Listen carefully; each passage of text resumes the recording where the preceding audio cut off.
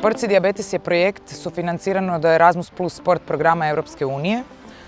Ideja projekta je nastala u želji da se djeci i mladima s dijabetesom omogući sigurno i nesmetano treniranje bilo kojeg sporta koji oni odaberu na način da se stvori sigurno okružje u kojem će treneri, djeca i roditelji svi znati kako postupati u trenutku dok se baviš sportom, a imaš dijabetes.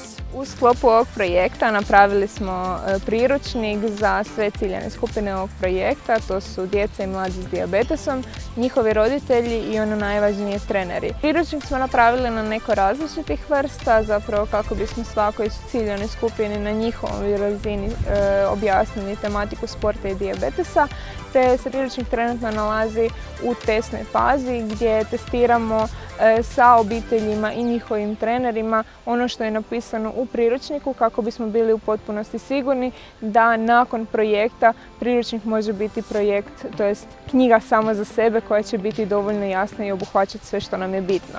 Kao dio te testne faze napravili smo zajednički trening za sve osobe s dijabetesom od 7 do 19 godina, posebice kako bismo trenerima uspjeli objasniti da je dijabetes individualan. Ja sam trenerica Martina, trenerica sam jednog dječaka koji ima dijabetes. Meni kao treneru priručnik mi je jako puno pomogao u nadogradnji svog znanja i tako da u buduće situacijama koje mi se dese da mogu primijeniti to znanje koje sam naučila i pročitala u priručniku. Meni se priručnik za dijabetes jako svidio zato što mislim da bi to pomoglo ako mom treneru da me uči trenirati, da zna što treba kad sam u hipo, a kad sam u hiper. Meni se priručnik jako svidio, ali pošto već dugo imam dijabetes nisam ništa novo naučila, ali novootkriveni s dijabetesom bi mogli naučiti i mojoj trenerici bi to pomoglo.